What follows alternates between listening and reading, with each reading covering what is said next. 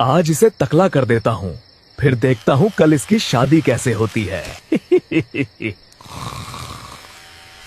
अरे ये क्या हो गया? मैं तकला कैसे हो गया? कल मेरी शादी है, सब लोग मेरा मजाक उड़ाएंगे। हल्क, तुम्हारे बाल सिर्फ रक्त फूल से वापस आ सकते हैं, लेकिन वो जंगल बहुत खतरनाक है। जो भी गया वापस नहीं आया। बिना बालों के मेरी शादी नहीं होगी। अपनी शादी के लिए मैं कोई भी खतरा उठा सकता हूँ।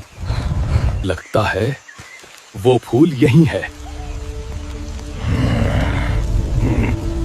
हक, ये फूल मेरा है। रास्ते से हट जा। ये मेरी शादी के लिए चाहिए।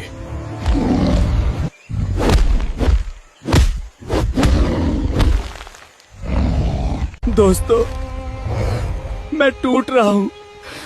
लाइक और सब्सक्राइब करके मुझे हिम्मत दे दो।